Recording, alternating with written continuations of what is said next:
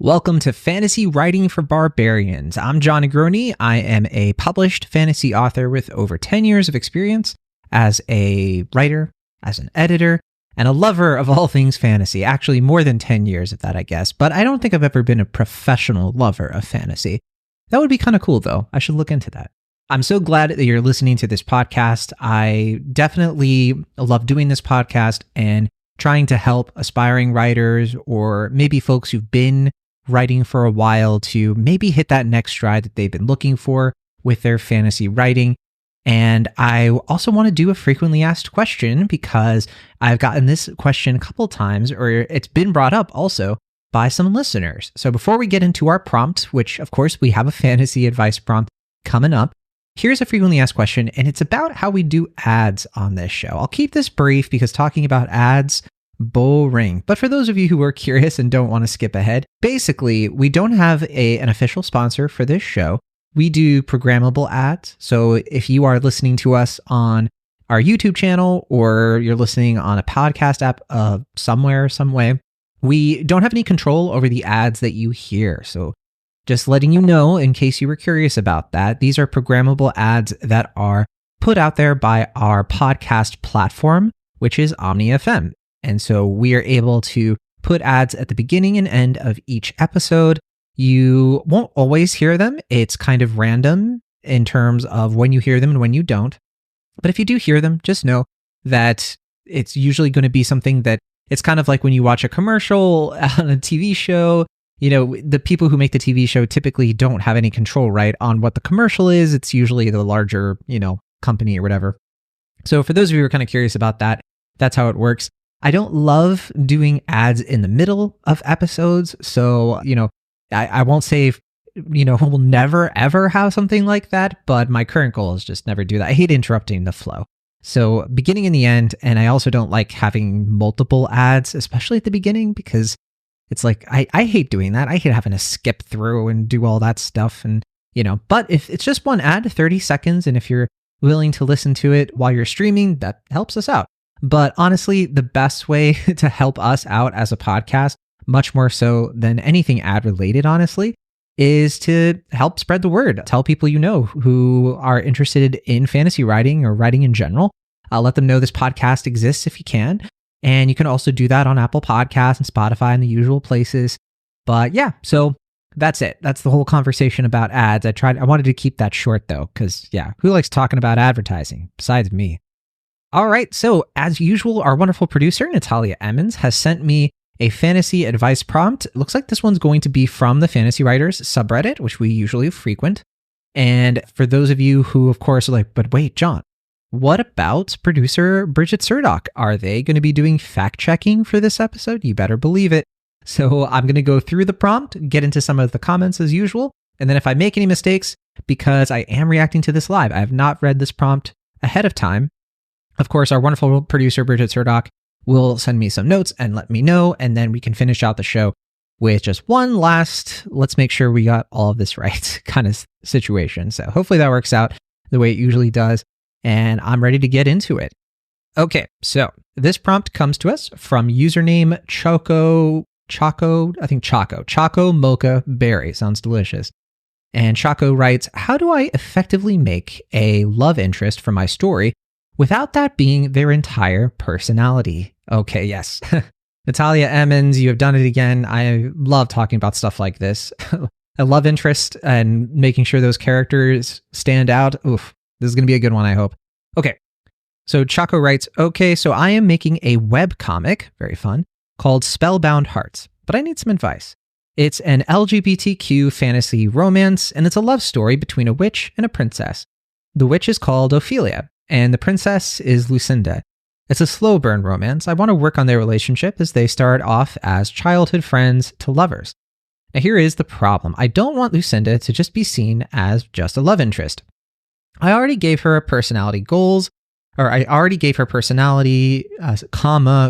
and she will even have a small villain arc after breaking down. She had enough of having to be perfect and being forced to marry a prince, even though she is lesbian. However, I'm still worried people will just see her as a love interest. I've tried to make her relatable, but I still fear that people might think she is just a love interest. Do you guys have any advice? So this is interesting because, well, first of all, you're always going to have people make complaints about character arcs. They're going to say characters are one-dimensional, even when they aren't. And sometimes they'll be right. Sometimes you'll write a one-dimensional character who shouldn't be one-dimensional. And I do want to caveat this and say that sometimes you are going to have characters who are just functional characters who don't need to be round characters. So you have round characters and flat characters. Flat characters are the kind of one-dimensional, like this is just a bully character who kind of comes in. They don't really matter that much to the story. I've run into this with like some beta readers who've been a little bit like, oh, this character, you brought them, they're in this chapter and they never come back. And I'm like, well, they were a flat character. I'm glad that they were compelling to you for some reason, but you weren't supposed to really care. This is just a character who's just there to serve a function. And so that does happen, though. If you have a character who is round, who doesn't factor into the story much, that can throw people off in a bad way. So anyway, in this case, your character, Lucinda, absolutely needs to be a round character. And so you're on the right track that you know that this can be an issue. I'm guessing you've probably read some stories where it has felt like the love interest was just the love interest. But let's investigate that a little bit. I would say that in the last 10, 20, 30 years, there has been an increased effort in a lot of books and movies and TV shows to start avoiding this problem as much as possible, to find ways to make these characters interesting outside of the whole will they get together thing. Because let's be honest, in terms of fantasy romance especially, but romance in general, it usually does come down to, all right, when are the characters going to get together? But I do think that when you can run into that problem of like, okay, well, the characters get together and now everything is boring. Everything suddenly isn't as interesting anymore. Let's take an example from TV. Pam and Jim from The Office. Arguably, after the two of those characters, they get married, they have a kid, the writers of the show really started to struggle with introducing conflicts and some interesting things, in the show regarding those two characters once they kind of had their happily ever after. That was a bit of an issue. There were a couple of moments, especially in the last season, I would say, where they did start to find some interesting ground to create real conflict between the two. But yeah, in terms of Jim and Pam, it did start to feel a little bit repetitive and a little bit boring. But let's contrast that with a show that's very similar to The Office, Parks and Recreation. I love the show Parks and Recreation, actually. And this show managed to pull off the post-romance very effectively. Because you have, and I guess spoilers, I know it's not really spoilers for The Office, right? But Parks and Recreation, for those of you who have not seen the show, I am going to spoil a little bit of what happens over the course of the show. So Leslie Knope is the main character, played by Amy Poehler. And at a certain point, she kind of begins the will they, won't they kind of typical TV romance thing with another character played by Adam Scott. His name is Ben Wyatt. And so Ben and Leslie, they kind of have about 2, maybe 3 seasons of, you have the first season with them of like, maybe they kind of like each other. And then you start to see like, okay, they have to date in secret and there's all of that. And then finally you have the denouement. You have the two characters, they finally get together, they get married. And weirdly enough, Parks and Recreation does not get boring after that. I would say the two characters only become more interesting after they get together. And I know I'm talking about something that's not fantasy, but remember, I've said this before and it remains to be true, that your fantasy should not have a fantasy type plot that only works in a fantasy. A lot of the time, you can make something fantasy off of a premise like Parks and Recreation or The Office. You can just put it in a fantasy world and you can do different things, of course, because it's fantasy, so people can have powers. But in terms of like character goals, motivations, and all of that, those things should be relatively transferable between genres, if that makes any sense. And in this case, I'm talking about fantasy as a genre versus something like literary or commercial, upmarket, contemporary versus romance, which is usually a subgenre, unless you are talking about romance is kind of like women's fiction romance, which typically becomes a bigger genre. So I don't want to get into all that because it's a big can of worms. But all of that to say that, yes, you can glean some insight from a show like Parks and Recreation, even for fantasy writing, because what is Harry Potter? A kid trying to fit in school. That's not necessarily fantasy. The fantasy stuff comes when it's like, what kind of, boy is he and what kind of school is it? That's what we're really talking about. But anyway, how did Parks and Recreation do this? How come Leslie and Ben were still so interesting after the fact. And the reason is because they were round characters. I'm sorry, Jim and Pam, but too much of those characters' personalities were wrapped up in their relationship with each other. There was a little bit with Jim in terms of him kind of trying to, the pranks with Dwight, which, persisted, and Jim sort of being like sick of his job. But that kind of got boring after a while because they never really expanded that. Whereas Ben and Leslie, they had larger goals outside of their romance that were genuinely compelling on their own. The whole idea of Parks and Recreation is this small kind of government agency in this divided kind of quirky town, just trying to make people's lives better. And that's not something that can be fixed by a romance, right? The romance in The Office kind of just made the office life a more pleasant experience for two characters, and that's it. Whereas Parks and Recreation had more going on with these characters. They had larger goals that took the entire series to complete. Leslie Knope did not have her happily ever after as soon as she married Ben. No. What just happened is that now she had a partner and they could do all kinds of stories, the writers could, in terms of getting these two characters to solve these big problems together, and they could test the relationship, and it made it very interesting. So what you want to do is you want to make your characters round like Leslie Knope and like Ben Wyatt. And in that case, you do want to kind of strive beyond, two characters getting together. That's not going to solve all of their problems. What are the problems that go beyond that? And in this case, you have a love story between a witch and a princess. And, I think if you have a princess who is dealing with a conflict of their family is trying to get them to be with a prince, even though she's clearly attracted to women, then what you want to do is you want to make it so that even if she gets together with another woman, well, that problem isn't necessarily solved.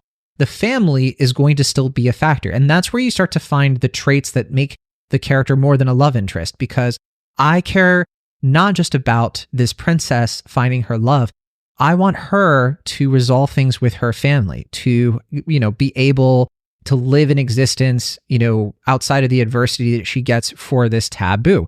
Maybe there is a larger external motivation for why they need to marry this prince. Is it a political marriage? Is it something that if she doesn't go with this prince, it's going to cause this huge kerfuffle politically that she needs to solve, but of course this witch can help her solve it. That's how you make the character more round. The character in terms of this princess needs to have their own character arc. Now I understand you might already have a lot of this outlined and maybe that doesn't factor into it, but it can still be there. It can still be part of the story. And one other thing I would add to that, if you still are kind of like, all right, but is there anything else I can do to really just make this character feel alive as is? Another easy thing to do, try giving the character hobbies. Try giving them little character twerks, things about them that are relatable, that are plausible, that make us emotionally invested in who they are. And a lot of that's going to come down to you just kind of dreaming up scenes that might not even make it into your novel. But think of some scenes. Think of a scene between this princess and her mother on a typical day going down to the market and buying something. How do they talk to each other? How do they interact with each other? Again, it doesn't have to make it into the novel, but it can be a discovery writing process for you to kind of figure out more of this character. What's her sense of humor like? What are things is she good with money? Is there something about her that informs, what it is that she finds comfort in terms of the women in her life? And also a witch, her relationship with what clearly typically is this occultist thing, something that might be a little darker and more interesting, but maybe the princess kind of likes that in a weird way. There are all kinds of things that you can do with it, but don't think that just because she's a love interest that it's all going to come down to her just being in love with someone and that's going to solve the problem that she has or the big problems that she has. She still needs to have, even if she's a side character, and she's a side character who's important, rather, she needs to have her own wound. She needs to have her own false identity. Wound being what's the thing that happened in her past that really informs who she is now and why she might have a false idea of who she is. And then the story should be her getting out of that false idea, her being like, I'm not this person that I thought I was because of this thing that happened to me over the course of the story. And maybe the relationship with this witch, they are realizing things about themselves, embracing a side of themselves they didn't feel comfortable in before. So even if these two characters don't get together for whatever reason, you can still have a satisfying character arc because the princess comes out of that relationship a more fully realized, I know who I am now. It didn't work out with this witch, but that's okay because I have grown as a person and I have a better understanding of who I am and I'm ready for whatever comes next. And that's what's going to be more effective for the reader. The reader is going to more readily buy that kind of character arc. Okay, so hopefully that was helpful. That was a lot, I know, but I love talking about love interest. I'm not the best at writing romance. I should have prefaced that. But I will say the romance that I did write in my latest novel, I think was a big hurdle for me to kind of get over. I say hurdle because I'm literally already looking at a comment. They use the word hurdle. So I kind of stole your word there. But yeah, I genuinely, I feel like I'm starting to make some progress with this as a writer because I like to read romance, to be clear.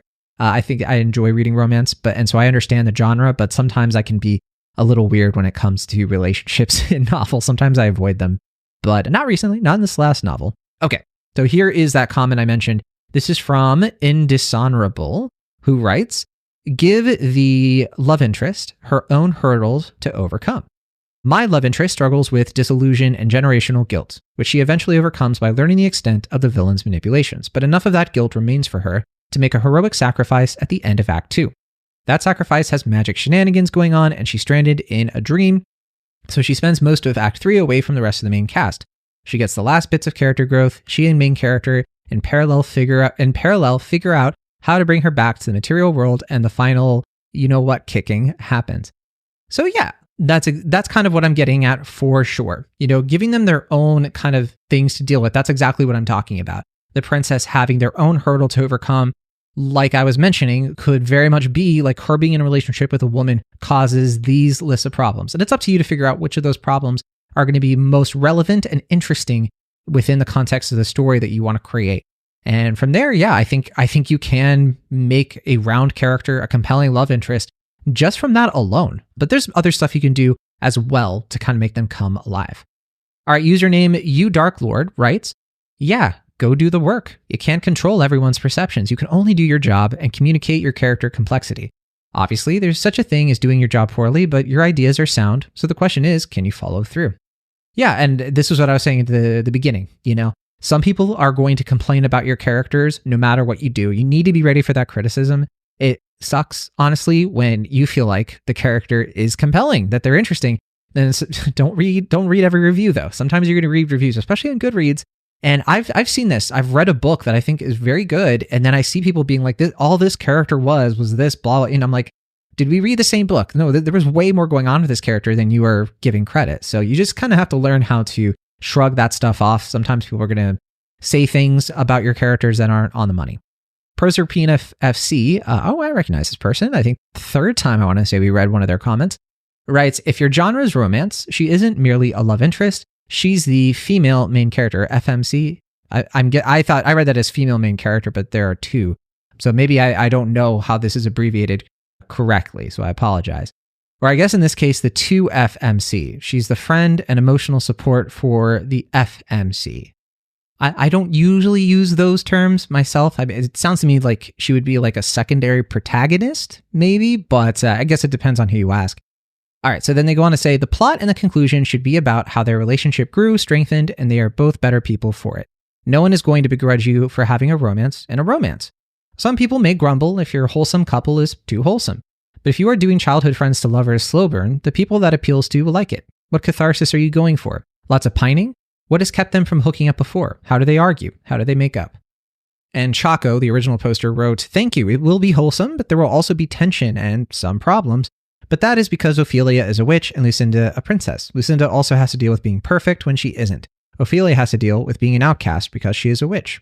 Edit, I also want my readers to want them to get together. I really like how Proserpina has narrowed in on probably the most important thing about this. What's the emotional reaction you want to get out of the reader, right? Do you want that slow burn to elicit a huge catharsis at the end when they do get together? Or do you want it to be something totally different, a different emotional reaction? You should always be thinking about that because what is reading? Why do we read? We read for the emotion that it brings us, usually a pleasant emotion if you can handle it or if you can make it happen. So I love that advice. I think it's right on. And yeah, it sounds like there's a lot of great advice in this thread. I think Chaco is getting a lot of good help from these. And I think that is very, very promising. I think their story sounds really fun. I love webcomics. So this looks like it could be a good time. And yeah, I hope all this advice really helps. But with that, I'm going to turn it over to our fact checker and clarifier, producer Bridget Surdock. And when I come back, we will get into their notes as well. So don't go away. Be right back. Here we go. And we're back. All right. So Bridget has just sent me a few notes, not a ton for this one. So I guess we got a few of our facts straight. That's good to know. So just a little bit of back and forth here. Bridget does appreciate, apparently really likes this prompt, very, very into this idea that the original poster Chaco was laying out specifically, all right, witch princess lesbians, let's go. And Bridget mentioned that they're very glad that I use The Office and Parks and Rec as examples. We did chat a little bit back and forth about how I kind of wanted to bring up Abbott Elementary as well, but that one's tougher because a lot of people still haven't watched that show. It's still going on, right? It's in its 4th season, so I don't want to talk about something that's still pretty new. Whereas Parks and Rec and The Office have been off the air for, The Office for over a decade, Parks and Rec almost a decade, I want to say. So, all that said, Abbott Elementary might reach the same kind of thing. That's more of a wait and see, and I do really enjoy Abbott Elementary. And I got to learn through this podcast that Bridget is also a fan of Abbott Elementary. I don't think we had talked about it before, unless I'm memory holing that. But anyway, here we go. So, Bridget wrote, "Gonna be real, I don't have a whole lot to add this time around. The main thing is that as long as you're thinking of the two love interests as a character, as long as you're thinking of the love interest as a character in her own right and not simply a love interest, you're golden," which it sounds like OP is doing. Yeah, and I agree. It does sound like Chaco is already doing the work, as that one commenter sort of said. It does seem like they are paying attention to this, and the setup at least speaks to the love interest having more going on than just being a prop. I know that there are other tropes that can get thrown in here. One that comes to mind is the fridging trope. You can look that up if you don't know what that is, but there is this basis of, like, all of this stuff kind of comes down to how sometimes authors really mistreat love interests and really just don't investigate who they are as people and give them character arcs. One thing, when I was working on a novel once with Kate Bronning, who's been on the show, I remember she kind of introduced that to as part of her like development map that she was kind of listing out, where she was like, hey, do you have any love interests in this story? And if so, what's their character arc? And she was very intentional about that, like from very early on in the process. So I always really appreciated that, because I think that the character arcs for all of your characters should have at least some kind of consideration in your mind if they're a round character like we've been talking about. Bridget also wrote, "I will say that most of the one-dimensional love interests that I've come across have been the female main character written by a male author, which is its own can of worms." That's interesting. Yeah, because I mean, if the female main character, so I guess Bridget is referring to like a male author will write a female counterpart, I guess, to the main character. And this is somebody who is just kind of like, I'm thinking of Ready Player One, I guess, which I'm not going to impugn Ready Player One for this. I'll impugn it for other things. I'm just joking around. I do like that book, even though it has its own problematic things. But I do think that female main character is somebody who kind of like starts off interesting and does feel like a compelling character, does have her own arc, does have her own role in the story. But then over time, and it is a male author who wrote that book, she does just sort of slink into, I don't want to say the background, but she just stops being a character with a ton of agency and starts just being the object of affection. And it's a fine line, there is a portion of that story where she checks out of all this stuff and like they have their falling out. But again, it's all sort of spurred on by the male main character. And that was a bit frustrating to me when I read that book years and years ago. And I would say that it's a valid criticism of that story, to be sure. Probably plenty of other books along these lines. Look, I'm a male author, and I can certainly, I think I've made this mistake plenty of times. I would say with early books at least. And the last few books I've written have had female main characters. And that's a whole other topic, maybe a frequently asked question, because I have been asked a few times actually why I typically write my main character as a woman. And there is a reason. But without getting into that, I'll say that can of worms indeed, Bridget. I don't want to go too far. And then the last thing they wrote is another thought I had was if you're trying to write a good romantic interest, write them the way a lot of straight authors write the male main character's best friend. Bucky and Steve, Sam and Frodo. I love this. It's funny because I had never really thought of it this way before, but that sounds like a good strategy to me, Bucky and Steve. So that's obviously a reference to, or maybe not obviously if you don't care about Marvel stuff, but Captain America and the Winter Soldier. So yeah, Steve Rogers and Bucky Barnes, I think his name is. And yeah, obviously Sam and Frodo. I think with Sam and Frodo, you could easily gender swap Sam in The Lord of the Rings. And that's a love story. Like, I don't care who you are. Like, suddenly that takes on a totally new meaning. I only say that because both characters are coded straight in the story. So obviously that could have been a gay romance there. Doesn't mean that there has to be a gender swap. I'm just saying that if there was a gender swap, most straight readers would assume that it's a romance, right? Whereas, especially when those movies were coming out in the early 2000s, not the animated one from the 70s or whenever it was, yeah, there were a ton of people who were like, oh my gosh, these people are gay. And obviously it was a product of it being like 2001. But yeah, I think that that's an interesting strategy, something that I can happily say, and I brought this up with Bridget, that I do think that there is a romance that I wrote in one of my recent novels. I won't say which one because it's kind of a surprise romance, but it is a female main character and her best friend. And part of the story is how they kind of fall in love, like almost accidentally. And yeah, I love that because if I could see how I maybe subconsciously was thinking of male friendships because, as a guy writing like male best friends, I've definitely shied away from male best friends in my novels, mainly because, two best friends who are both male, mainly because I don't usually write a lot of male main characters. But when I did, I just kind of found myself not giving my main characters that sort of thing. I think it was just because of the context of the novels I was writing. But yeah, I'm definitely going to give that some consideration, Bridget. I think that's a really good note. But that's about it. That's all we have. I really appreciate Bridget weighing in, of course, and making sure that I didn't say anything too outrageous. And I'm just very happy to talk about love interests in general because I think that romance, and I should have said this before, romance, it feels like a cheat code sometimes. One of the number one goals and one of the hardest things to do in a book is to get the reader to not just care, but want to keep reading and have something that pays off in the end. And romance is such a cheat code for that.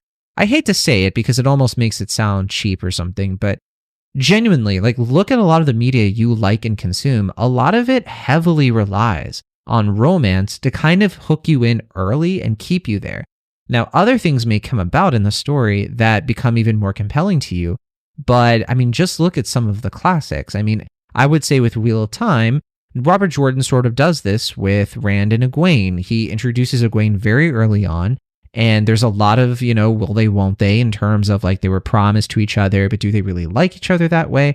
And then, ultimately the story evolves into way much more.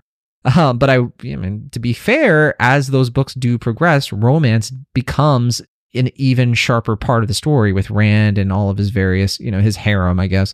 To use an anime thing. But and another good example of that for sure would be how they really rely on romance in like TV sitcoms, like we've already talked about, that a lot of the time it's just a way to keep things fresh, keep people being like, oh, are they going to get together? I could do a whole thing on like why is storytelling so compelling when it comes to romance? And I think it does speak to an innate desire for belonging, and romance is like a quick way to give that belonging a sort of like wholesome feel to it. So what I'm trying to say is a lot of people feel lonely. They just do. And it can be hard to write about how loneliness is satiated by friendships, but you do see a lot of books that really lean hard on found family. I personally love found family tropes. I typically rely on them myself.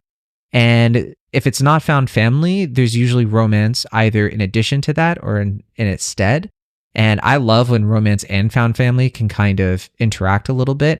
especially if you comment on found family in that way, and how sometimes romance can actually be a bad thing within found family structures, and the way that it can mess up found family. But just look at, again, Parks and Recreation. That's a found family. Those characters are coworkers. And when the romance stuff kind of comes in, it creates a lot of conflict, because sometimes there's like a weird incestuous thing to like when characters start getting together within the found family dynamics.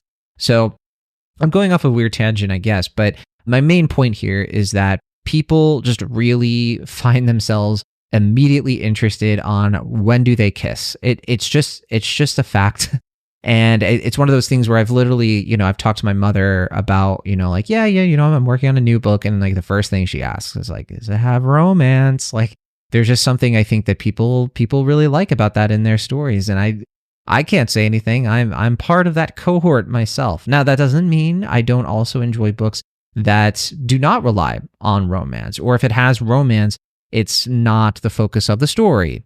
Song of Ice and Fire, take a shot, Song of Ice and Fire has romance in it, sure, but that's really never the focus of that show. And in fact, I would say one of the things the TV show really messed up on that I don't think a lot of people even really acknowledged when it got all the hate it did in those last seasons or two, was how, it just started feeling like a soap opera. It started feeling like, they were relying on romance tropes, which was just not part of the DNA of those novels, and in a way that was like, it was very noticeable that they were, it seemed like they were trying to hack at something where that just didn't fit.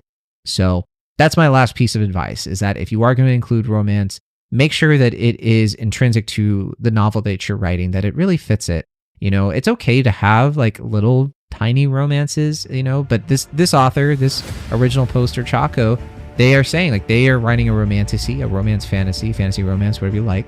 And so obviously like romance is a big part of it. And I'm just glad that they are reaching out, and it sounds like they have a good head on their shoulders and they're really working on this story to the best of their ability. So, all right, hopefully they appreciate that feedback. Thanks again to Bridget Surdock for helping with the fact checking and clarifications. Of course, thank you so much to Natalia Emmons, our other producer, for sourcing this prompt. She must have had a real kick when she found this one, because I think she probably knew I was going to love it.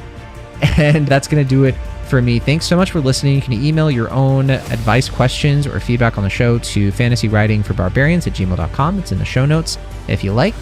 We also have a Discord channel, the In Between Drafts Discord channel, hard to say, where you can hang out and chat with other people in the community. Plus, I would, absolutely love to see more folks reaching out or commenting on the YouTube channel. If you like us on YouTube and all of that, please subscribe and do all that good stuff if you like us. Really appreciate it.